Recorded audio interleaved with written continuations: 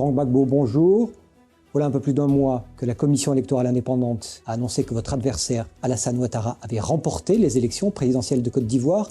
Quelques jours après, le Conseil constitutionnel légitimait votre présidence. Aujourd'hui, la Côte d'Ivoire affronte une des pires crises politiques depuis ces dernières années. Où en est-on aujourd'hui en Côte d'Ivoire?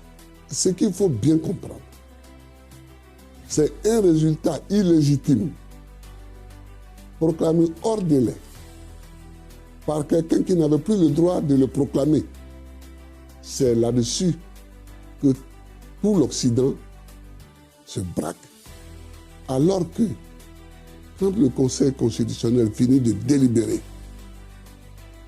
c'est une institution, elle finit de délibérer, elle donne des résultats et elle proclame élu un président qui est moi. Ils ne veulent pas en entendre parler. Ce n'est plus du droit. Là, ce n'est plus du droit. C'est la volonté des puissants d'imposer quelqu'un. Je ne suis pas d'accord. L'Union européenne conteste votre légitimité.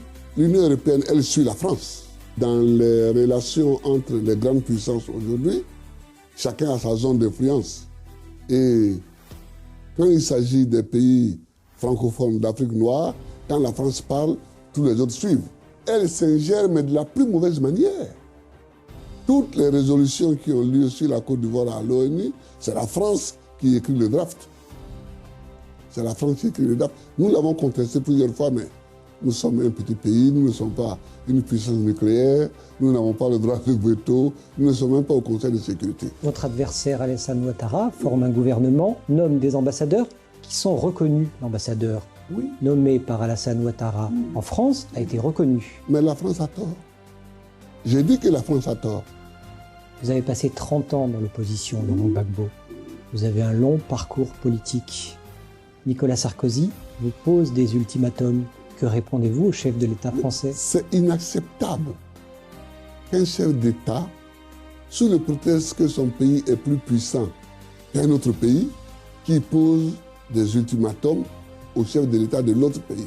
Ce n'est pas possible. Vos opposants disent que vous n'êtes pas un démocrate, que vous êtes un dictateur, que vous avez effectué un hold-up électoral, que vous avez effectué un déni de démocratie au cours de ces dernières semaines. Que leur répondez-vous? Ils ne sont pas bien placés pour en parler parce qu'eux tous, qui sont en terre du Golfe, ils étaient du côté du parti unique quand nous on luttait pour le multipartisme. Ouattara, Kounambédié, et je vous ai dit, pour tuer le multipartisme, j'ai été en prison. Sous Ouattara. Laurent Gbagbo, seriez-vous prêt à sacrifier des Ivoiriens pour légitimer votre vision de la démocratie? Ce n'est pas une question de sacrifier des Ivoiriens, c'est une question qui est mondiale. On est au seuil de tout cela. La situation est tendue dans le pays. Ce n'est pas la première fois que la situation sera tendue en Côte d'Ivoire. Vous ne quitterez pas le pouvoir? Oh mais écoutez, j'ai été élu.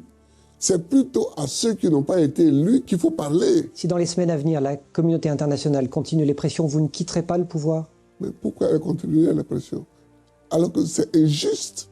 Si dans les rues, des violences sont commises, si des exactions sont commises de part et d'autre, quitterez-vous le pouvoir? Non mais par qui? Et il y a une question que je vais vous poser, que les gens ne se posent pas souvent. Même si tout de suite, j'ai dit je quitte le pouvoir, qui donne la garantie que ça va amener la paix et que ça ne va pas amener des violences plus grandes que celles qu'on redoute? Si des forces de la CEDEAO interviennent en Côte d'Ivoire, elles auraient tort. Et que des jeunes Ivoiriens s'opposent aux forces militaires de la CEDEAO, quitterez-vous le pouvoir? Je verrai, j'aviserai. Mais ce n'est pas à l'ordre du jour pour le moment. Ce qui est à l'ordre du jour, c'est la discussion. Donc nous discutons. Mais je me demande pourquoi des gens qui prétendent avoir gagné comme moi ne veulent pas qu'on revisite les élections. Mais je demande ça. Je demande que les gens viennent et qu'on revisite ces élections. Donc vous accusez vos adversaires d'être à l'origine d'exactions lors du deuxième tour. Est-ce que dans des régions, on a frappé, maltraité, violé même des femmes qui allaient voter Gbagbo ou pas? C'est une question qui est quand même centrale. Quand la représentante des droits de l'homme à l'ONU Oui. vous stigmatise et vous pointe du doigt, que Oui. répondez-vous? Ah oui, ça c'est un autre problème. Ça c'est un autre problème auquel je veux bien répondre en long et à large. Aujourd'hui, quel est le problème en Côte d'Ivoire? C'est-à-dire que des élections ont eu lieu. Le problème est de savoir qui les a gagnées. C'est ça le fond du problème. J'ai dit que je les ai gagnés parce que les institutions qui ont seules la responsabilité de dire qui a gagné disent que c'est moi. Les autres veulent dire autre chose. Ils disent autre chose, mais ils voient bien qu'il n'y a pas de fondement de droit.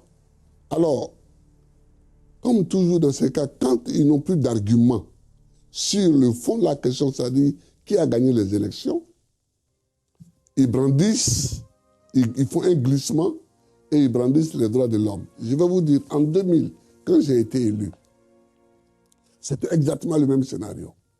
Ils ont fabriqué des charniers. Ils ont dit, voilà un charnier, c'est Gbagbo qui l'a fait. J'ai ordonné à la justice de travailler. Elle a travaillé, le procès a eu lieu, les gendarmes qui étaient accusés ont été acquittés. Est-ce que les forces de l'ONU-6 sont impartiales en Côte d'Ivoire? Elles ne sont plus impartiales. Depuis quand? Depuis cette élection. Parce que nous, on les a considérées comme force impartiale depuis, disons, depuis 2003-2004. Dès l'instant où leur chef... Qui vous met directement en cause? Oui, que moi je remets directement en cause. Que moi je mets directement en cause. Moi je pense que les gens de l'ONU, il faut qu'ils soient plus sages. Ils savent très bien qu'avec la montée des tensions, ce qu'on leur reproche. Ils savent très bien que le gouvernement de Côte d'Ivoire a demandé leur départ. Et moi j'ai dit aux gens de ne pas les brusquer. J'ai lancé un appel solennel aux gens de ne pas les brusquer, que nous avons demandé leur départ diplomatiquement, et c'est diplomatiquement que nous l'obtiendrons. Mais il faut qu'ils soient plus sages. Quand les gens qui viennent de l'extérieur veulent s'imposer parce qu'ils ont la force, c'est tout ce que ça donne. Donc la Côte d'Ivoire et Laurent Gbagbo sont victimes de l'extérieur?